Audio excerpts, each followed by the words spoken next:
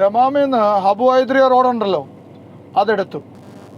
അൽ കുറിയാത്ത് പോവുകയാണ്. അൽ കുറിയാത്ത് ആദ്യമായിട്ടാണ് ഞാൻ ദമാമിൽ നിന്ന് അൽ കുറിയാത്ത് പോകുന്നത്. അപ്പോൾ ഇതിൻ്റെ റൂട്ടും കാര്യങ്ങളൊക്കെ ഒന്ന് നോക്കിയാലോ കൂട്ടുകാരെ. ഏകദേശം ദമാമിൽ നിന്ന് 1500 കിലോമീറ്റർ ഉണ്ട് കേട്ടോ. ഈ റോഡ് നേരെ ജുബൈലിൽ പോകുന്ന റോഡാണ്. ഈ റോഡിൽ കൂടെ നേരെ പോയാൽ ജുബൈലിൽ പോവാം.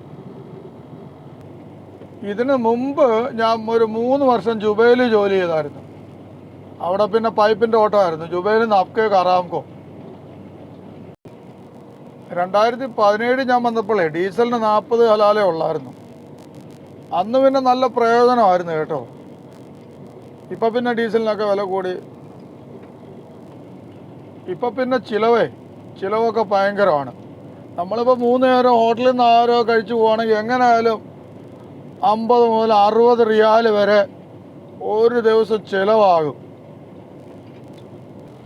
അപ്പോൾ സൗദി അറേബ്യയിലോട്ട് പുതിയതായിട്ടൊക്കെ കയറി വരുമ്പോഴേ എല്ലാം ചോദിച്ച് മനസ്സിലാക്കി കയറി വരണം. സാലറിയും കാര്യങ്ങളും ട്രിപ്പും അലോൺസും എല്ലാം. കാര്യം ചിലവ് കൂടുതലാണല്ലോ. ശരാശരി ഒരു ദിവസം നമ്മൾ 50 രൂപ വെച്ച് ചിലവാക്കിയാലും നമ്മൾ നോക്കുക. അപ്പോൾ അതിനനുസരിച്ചുള്ള സാലറിയൊക്കെ ഉണ്ടെങ്കിലേ കയറി വരാവും. നമ്മളിവിടെ മിക്കവാറും കയറി വരുമ്പോൾ ഈ ചിലവിൻ്റെ കാര്യം നമ്മൾ ഓർക്കത്തില്ല. ഒരു ദിവസം നമുക്ക് ആഹാരം കഴിക്കണം, പിന്നെ ചായ കുടിക്കണം, പിന്നെ ചൂടാണെങ്കിൽ വെള്ളം, ബിസ്ലറി വെള്ളമൊക്കെ വാങ്ങിച്ച് കുടിക്കണമെങ്കിൽ ഒത്തിരി പൈസയാവും. അപ്പോൾ ചിലപ്പോൾ 50-ലോ 60-ലോ ഒന്നും നിൽക്കത്തില്ല. ചൂട് സമയത്തൊക്കെ ഇഷ്ടം പോലെ വെള്ളം കുടിക്കേണ്ടി വരും. അന്നേരം ഞാൻ പറഞ്ഞത് നമ്മൾ ചോദിച്ച് കറക്റ്റ് ക്ലിയർ കട്ടായിട്ട് സാലറിയുടെ കാര്യങ്ങളൊക്കെ ചോദിച്ച് കയറി വരണം. കാര്യം എപ്പോഴും നമ്മളെ ചിലവിൻ്റെ കാര്യങ്ങൾ നമ്മൾ മനസ്സിലാക്കണം.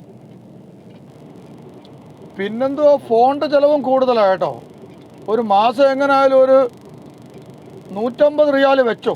നെറ്റ് എങ്ങനെയായാലും ഒരു 120 രൂപ 130 രൂപ മാസം നമുക്ക് നെറ്റ് വേണമെങ്കിൽ അത്രയും ചിലവാകും. പിന്നെ ലോക്കൽ കോള് ചെറിയ ഫോണൊക്കെ വെച്ച് ലോക്കൽ നമ്പറിലൊക്കെ വിളിക്കണമെങ്കിൽ അതിനും ചിലവുണ്ട്. എല്ലാം കൂടെ ഒരു 140 രൂപ 150 രൂപ കൂട്ടിക്കോ ഒരു മാസം. അപ്പോൾ എല്ലാം കണക്ക് കൂട്ടണം. നമ്മൾ അവിടെ നിന്ന് വിസ എടുത്ത് കയറി വരുമ്പോൾ ഒരു 1800-2000 റിയാൽ ബേസിക്ക് കിട്ടണം. അതുപോലെ കൂട്ടുകാരെ, നമ്മൾ അബു ഹൈദ്രിയ റോഡിൽ കയറി ഓടുമല്ലോ. അപ്പം മീസാനുണ്ട് കേട്ടോ, വെയിങ് സ്കെയിലുണ്ട്. അപ്പോൾ അത് റൈറ്റ് സൈഡിലാണ്, ശ്രദ്ധിച്ചോണം. സർവീസ് റോഡ് എടുത്ത് നമ്മൾ വണ്ടി സർവീസ് റോഡിലോട്ട് കയറ്റി അതിൻ്റെ വല സൈഡിലായിട്ടാണ് മീസാൻ. ആദ്യമായിട്ടൊക്കെ ഓടിക്കുമ്പോഴേ നമ്മൾ സൗദി വന്ന് മീസാനൊക്കെ ഒന്ന് മിസ്സായാലും കുഴപ്പമില്ല. നമുക്ക് മനസ്സിലായി നമ്മൾ മീസാൻ ക്രോസ് ചെയ്ത് പോയി. ഉടനെ വണ്ടി സൈഡാക്കിയിട്ട് മീസാൻ്റെ ഓഫീസിൽ ചെന്നാൽ മതി.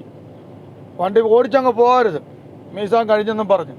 ഇവിടെ പിന്നെ ഭയങ്കര മുഖാലഫാണ്, പെനാൽറ്റിയാണ് മീസാൻ കയറാതെ പോയാൽ. അപ്പോൾ എന്ത് ചെയ്യണം, വണ്ടി സൈഡാക്കണം. ഇച്ചിരി മുന്നോട്ടായ 1/2 കിലോമീറ്റർ മുന്നോട്ട് പോയാലും കുഴപ്പമില്ല. സൈഡാക്കി നമ്മൾ ബുക്കും പേപ്പറും വണ്ടിയുടെ ലോഡിൻ്റെ പേപ്പറും ഒക്കെ എടുത്തുകൊണ്ട് നേരെ അവരുടെ ഓഫീസിൽ ചെന്ന് മീസാനകത്ത് ചെന്ന്, ഞാൻ അറിയാതെ കണ്ടില്ല ആദ്യമായിട്ടൊക്കെയാണ് ഓടിക്കുന്നത് പറയുമ്പോൾ അവർ ചെറിയൊരു പെനാൽറ്റി 100-200 അടിച്ചു തരും, അത്രയേ ഉള്ളൂ. പക്ഷേ മീസാൻ കഴിഞ്ഞെന്ന് പറഞ്ഞ് പോകരുത്. ക്യാമറക്കകത്ത് പെട്ട് കഴിഞ്ഞാൽ പിന്നെ പെട്ടു. അപ്പോൾ പരിചയമില്ലാതെ ഏതെങ്കിലും റോഡിൽ കയറി ഇതുപോലെ നോ എൻട്രി ക്രോസ് ചെയ്ത് കയറി പേടിക്കണ്ട. പോലീസുകാർ പിടിച്ചാൽ കാര്യങ്ങൾ പറയുക, ഞാനിപ്പോൾ വന്നതേ ഉള്ളൂ, അറിയാതെ പറ്റിയതാ, ഇനിയും ചെയ്യത്തില്ലെന്നൊക്കെ പറഞ്ഞാൽ ചിലപ്പോൾ അവർ വിടും. ഓക്കെ, അതുപോലെയാണ് മീസാനും. വെയിങ് സ്കെയിൽ കണ്ടില്ല, കയറാതെ പോയി, ഉടനെ വണ്ടി നിർത്തി അവരോട് സംസാരിച്ചാൽ മതി. അവർക്ക് ഈ കാമ നോക്കുമ്പോൾ കാര്യങ്ങൾ അവർക്ക് മനസ്സിലാവും. അവരത് പിന്നെ ചിലപ്പോൾ മാപ്പാക്കും. അല്ലെങ്കിൽ ചെറിയ 10-100-150-200 റിയാലോ ഒരു ചെറിയൊരു പെനാൽറ്റി തരും.